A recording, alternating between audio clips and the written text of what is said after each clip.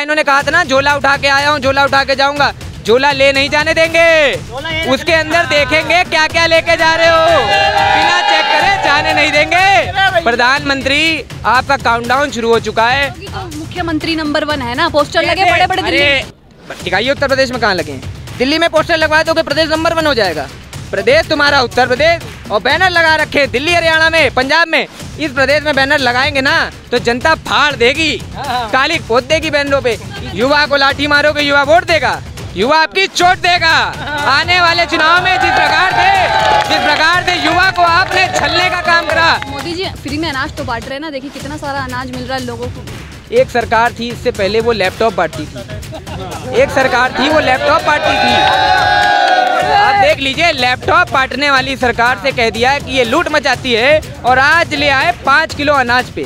मोदी जी सेवा नहीं कर रहे, कह रहे 18 घंटे काम करते हैं वो। 18 घंटे काम करे, अच्छा हुआ 18 घंटे काम करे। नहीं, अब तक तो सब कुछ बेच चुके होते, वो कुछ नहीं छोड़ा होता है यहाँ पे। महिलाएं, लड़कियाँ जो वहाँ पर प्रदर्शन कर रहे हैं लखनऊ में, जो एसएससी के बच्चे प्रदर्शन कर रहे हैं दिल्ली में, वो कौन है? तुम्हारी बुआ के लड़के हैं वो इसी देश की जनता, इन्हीं के बच्चे हैं, किसानों के बच्चे। हम देश के अंदर जाकर जमीन पर लोगों को समझाने का काम करेंगे कि भारतीय जनता पार्टी ने देश को छलने का काम करा, देश को लूटने का काम करा, और अब उसे खदेड़ने का वक्त आ गया है, उसे बाहर ढकेलने का वक्त आ गया। तो आने वाले समय में उत्तर प्रदेश की जनता भाजपा को उखाड़ने का काम करेगी। मंदिर तो बनाया, वोट तो मांगेगी ना। मंदिर बना दिया, उससे क्या कोरोना का इलाज हो गया? ये बताइए, उससे क्या इलाज हो गया?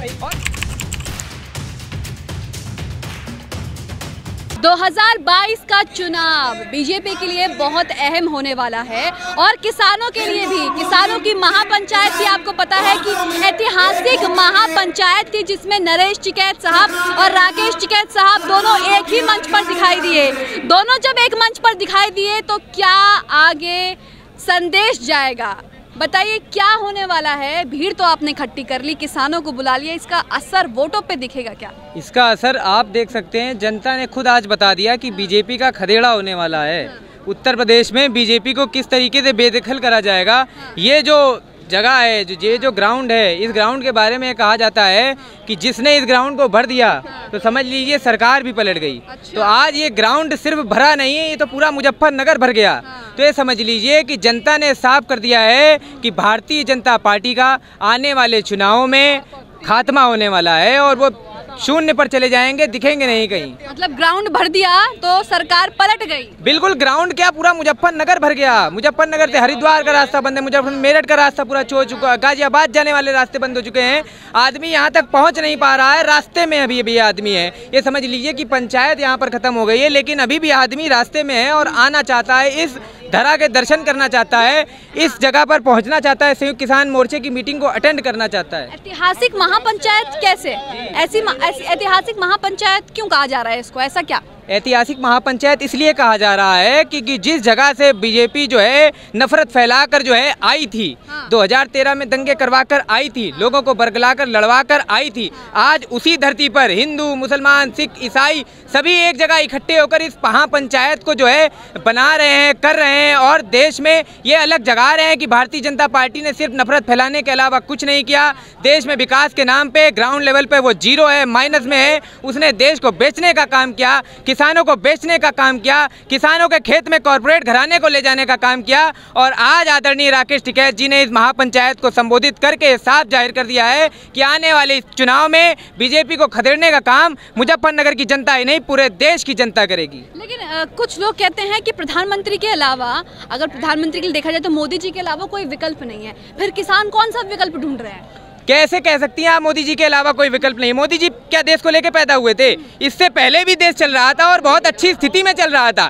जब से मोदी जी ने सरकार संभाली है, देश को बेचने का काम किया है, देश को जमीन में ढकेलने का काम किया है, हमारी सारी सरकारी संस्थाओं को बेचने का काम किया है, किसानों के घर में कॉर्पोरेट घराने को भेजने का काम किया है। तो मोदी जी का विकास से और देश के भविष्य से क्या मतलब है? मोदी जी जब नहीं थे तो क्या सरकारें नहीं चलती थी, देश नहीं चलता था? ये सिर्फ फैलावे की मीडिया ने, हमारे देश की मीडिया ने जो हमारे देश का चौथा स्तंभ कहलाई जाती है, उसने हमारे देश में लोगों को बरगलाने का, लोगों को गलत राह पे ले जाने का काम किया। लेकिन अब जनता को समझ में आ रहा है कि मीडिया, असली मीडिया आप हो, यूट्यूब चैनल्स हो, सोशल मीडिया साइट्स है। देश के हाथ में ये फ़ोन नहीं है, ये फ़ोन सब कुछ कर सकता है। इस फ़ोन पे आज व्यक्ति अपनी बात कहता है और जनता तक पहुंचाता है। इसी का ये जनसैलाब आपको जो दिख रहा है, ये सोशल मीडिया ने इकट्ठा करा है, ये फेसबुक ट्विटर हैंडलर्स ने इस्तेमाल करा है। राकेश टिकैत जी कहते हैं कि एक हाथ में सैनिक किसान के बेटे टैंक चलाएंगे और एक हाथ से ट्विटर चलाएंगे, तभी देश की उन्नति होगी। और हम ट्विटर चलाएंगे और हमारे भाई सैनिक वो वहाँ पर टैंक चलाएंगे और देश की सेवा करेंगे। हम देश के अंदर जाकर जमीन पर लोगों को समझाने का काम करेंगे कि भारतीय जनता पार्टी ने देश को छलने का काम करा, देश को लूटने का काम करा और अब उसे खदेड़ने का वक्त आ गया है, उसे बाहर ढकेलने का वक्त आ गया है। मोदी जी सेवा नहीं कर रहे, कह रहे 18 घंटे काम करते हैं वो। 18 घंटे काम करे, अच्छा हुआ 18 घंटे काम करे, नहीं अब तक तो सब कुछ बेच चुके होते, वो कुछ नहीं छोड़ा होता यहाँ पे। 18 घंटे काम करने के बाद उन्होंने इतना सब बेच डाला। अगर 24 घंटे कहीं काम कर रहे होते तो हम तो गुलाम बन चुके होते। देश 70% गुलामी की ओर जा रहा है, 70% देश गुलाम हो चुका है। अगर इस देश को बचाना है तो भारतीय जनता पार्टी को, भारतीय जनता पार्टी के हर नेता को, इस सरकार के हर नेता को खदेड़ने का काम करेगी ये जनता और नई सरकार बनाएगी जो किसानों की बात करेगी, जो मजदूरों की बात करेगी, जो छात्रों की बात करेगी, बेरोजगारों की बात करेगी। आज बेरोजगारों का हाल देख लीजिए आप, 45 साल के सबसे ऊंचाई पर बेरोजगार पहुंच चुके हैं। लोग अपना नौकरी मांगते हैं, उनके ऊपर लाठी बरसाई जाती है। 69,000 शिक्षक नौकरी मार रहे हैं, उन पर लाठी बरसाने का काम कर रही है, तानाशाही कर रही है सरकार। तो ये तानाशाही नहीं चलेगी। आज मुजफ्फरनगर की जनता ने इस देश को ये बता दिया, ये ऐतिहासिक ग्राउंड, ये ऐतिहासिक जिला, ये ऐतिहासिक पंचायत जो हुई है आज, उससे देश में एक नई अलग जगी है। और आज से उत्तर प्रदेश का काउंटडाउन बिगिंस है, शुरू हो चुका है और आने वाले समय में भारतीय जनता पार्टी को खदेड़ने का काम उत्तर प्रदेश की जनता करेगी। अच्छा, आप कह रहे हैं रोजगार नहीं है, बेरोजगारी है, चलिए मान लेते हैं, लेकिन मोदी जी भी तो कह रहे हैं कि जो मैंने सामान लीज पर दिया है, चीजें लीज पर दी हैं, उससे पैसा आएगा, विकास होगा। हाँ, अपने घर को लीज पे दे दो। प्रधानमंत्री आवास को लीज पे क्यों नहीं देते हो? अपनी सांसदों की जो सैलरी आ रही है उसको क्यों नहीं लीज पे देते हो? अपनी सैलरियां बढ़ा लो। देश की जनता की जो रेलवे है, जो जिसपे देश की गरीब जनता चलती है, गरीब जनता जाती किस पे? रेलवे पे, सस्ते किराए पे। आज उस रेलवे का किराया डबल हो चुका है। प्लेटफॉर्म की टिकट जो 5 रुपए में आदमी खरीद के प्लेटफॉर्म जाता था, आज वो 30 रुपए 50 रुपए में खरीद रहा है। तो इससे किसका फायदा हो रहा है? इससे कॉर्पोरेट घरानों का फायदा हो रहा है। लीज पे किसको दिया जा रहा है? किसी आम जनता को थोड़ा दी जा रहा है, ये तो दिया जा रहा है लीज पे कॉर्पोरेट घराने को, अडानी अंबानी को दिया जा रहा है। और लीज पे देने के बाद देश की जनता को गुमराह करा जा रहा है कि इससे देश का फायदा होगा। सिर्फ भ्रम फैलाने का काम कर रही है मोदी सरकार। लेकिन अब ये भ्रम नहीं फैलेगी जनता के बीच में, जनता जवाब देगी आने वाले चुनाव में। पंजाब में, उत्तराखंड में, उत्तर प्रदेश में अब धर्म की राजनीति नहीं होगी, अब बात होगी किसान की, अब बात होगी मजदूरों की, अब बात होगी किसानी कानून की, मजदूरों के लेबर कोड कानून की, छात्रों के लिए कानून की। बलात्कार पे कानून नहीं बनाते हैं, लेकिन किसानों के ऊपर काले कानून बना दिए जाएंगे। तो आने वाले समय में उत्तर प्रदेश की जनता भाजपा को उखाड़ने का काम करेगी। और ये सब आज आपने देख लिया है कि मुजफ्फरनगर में इतना भारी जनसैलाब उतरा कि 20 लाख से ज़्यादा आदमी के आने का अनुमान है यहाँ पर। और इस महापंचायत से तय हो गया है कि उत्तर प्रदेश में भाजपा का खात्मा शुरू हो चुका है। लेकिन युवा तो साथ है ना मोदी जी के, कहते हैं युवा साथ है, मेरे 15-15 लाख दूंगा मैं। युवा को लाठी मारोगे, युवा वोट देगा? युवा आपकी चोट देगा। आने वाले चुनाव में जिस प्रकार से युवा को आपने छलने का काम करा, युवा को आपने कहा 2 करोड़ रोजगार देंगे, कहाँ है 2 लाख रोजगार? 7 साल हो चुके हैं, 14 करोड़ रोजगार युवा मांग रहा है। युवा मांग रहा है। योगी जी कह रहे 4 लाख नौकरी दी होगी। नौकरियां ये दी, 69,000 नौकरियां दे दी उन्होंने। वो 69,000 लोग, महिलाएं, लड़कियां जो वहाँ पर प्रदर्शन कर रहे हैं लखनऊ में, जो एसएससी के बच्चे प्रदर्शन कर रहे हैं दिल्ली में, वो कौन है? तुम्हारी बुआ के लड़के हैं वो इसी देश की जनता, इन्हीं के बच्चे हैं, किसानों के, मजदूरों के। तो आने वाले समय में जो युवा को बेवकूफ बनाने का काम किया है, जो उसको बरगलाने का काम किया है, धर्म के नाम पे उसको हिंदू दिखाने का काम किया है, वो ही आपको बताएगा कि अब बात हिंदू मुसलमान की नहीं है। जनता समझ गई है कि आप हिंदू मुसलमान करके लड़ाते हो, मंदिर मस्जिद करके लड़ाते हो। बात इस बार सिर्फ और सिर्फ विकास की होगी, किसान की होगी, मजदूर की होगी, खलियान की होगी। लेकिन राम मंदिर तो बनाया, वोट तो मांगेगी ना। मंदिर बना दिया, उससे क्या कोरोना का इलाज हो गया? ये बताइए, उससे क्या इलाज हो गया? और मंदिर क्या भाजपा सरकार ने बनाया है? आदरणीय सुप्रीम कोर्ट के आदेश पे बना है मंदिर भाजपा ने बना दिया। इसका मतलब भाजपा सुप्रीम कोर्ट को चला रही है। सुप्रीम कोर्ट तो वो संस्था, हमारे देश की सबसे बड़ी अदालत, शीर्ष अदालत, उसके फैसले पर मंदिर बन रहा है। कोई भी सरकार होती मंदिर बनता। अगर आप ये कह रहे हो भाजपा ने राम मंदिर बनाया, इसका मतलब भाजपा ने हमारी शीर्ष अदालत को खरीद रखा है। शीर्ष अदालत के फैसले पर मंदिर बन रहा है, भाजपा ने कोई मंदिर नहीं बनवा दिया। हमें चाहिए रोजगार, हमें चाहिए खेती कानून के वापसी, काले कानूनों की वापसी, हमें चाहिए 4 लेबर कोड मजदूर के कानून की वापसी, और इसी मुद्दे पर वोट पड़ेगा, इसी मुद्दे पर युवा चोट करेगा। आत्मनिर्भर बनिए, कहते हैं ना, आत्मनिर्भर बनिए, आत्मनिर्भर बने, हम नौकरी करें, हम पढ़ाई लिखाई करें। हमारे माता पिता अपना पेट काट के हमें पढ़ाते हैं, और हम पढ़ाई करके डिग्री लेके पकौड़ा तले, ये हमारा आत्मनिर्भर है। आप एक बात बताइए, हम पढ़ाई करेंगे, नौकरी करें, अपनी डिग्री लेंगे तो आपसे डंके की चोट पे नौकरी लेंगे आके। संस्थाओं को बिकने नहीं दिया जाएगा। जितनी भी लीज पे दी जा रही हैं, अगली सरकार बनाने पर वो सारी छीनी जाएंगी। इन कॉर्पोरेट घराने को, इनसे सवाल करा जाएगा कि आखिर ये पैसा आप जनता का जो लूट रहे हो, खून पसीने की कमाई, वो जा कहाँ रहा है आपका? मोदी जी लूट रहे हो तो कहते थे मैं गरीबों का बेटा हूँ, देश नहीं बिकने दूंगा। गरीबों का बेटा है, गरीब को ही खा रहा है। गरीब का बेटा कहते ये सब एक प्रोपेगेंडा था पिछले सरकार को लाने के लिए। गरीब का बेटा, चाय वाले का बेटा, एक नालायक बेटा है वो।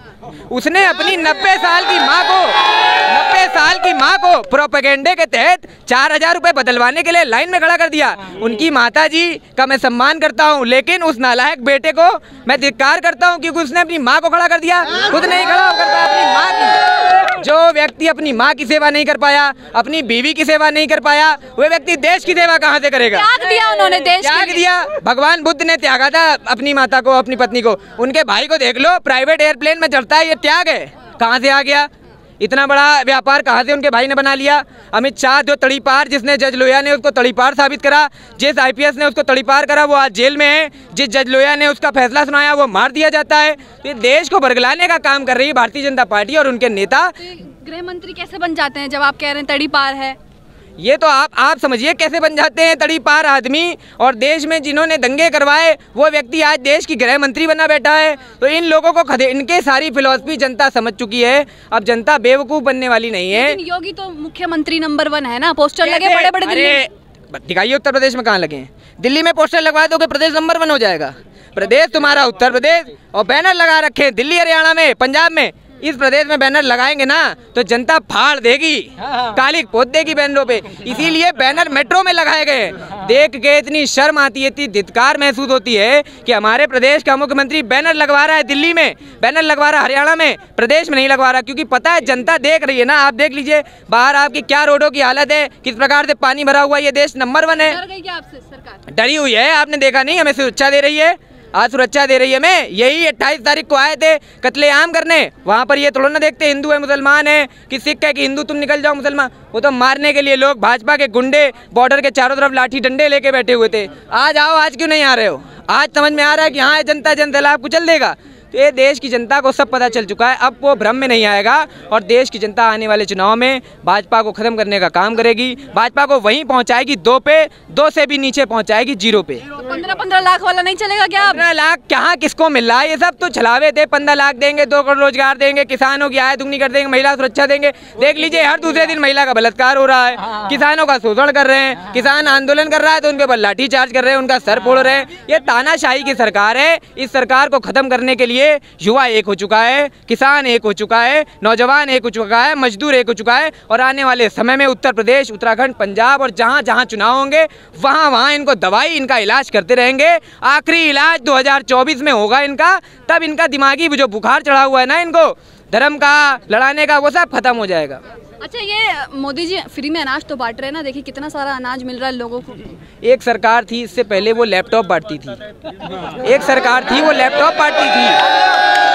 आप देख लीजिए, लैपटॉप बांटने वाली सरकार से कह दिया कि ये लूट मचाती है, और आज ले आए 5 किलो अनाज पे।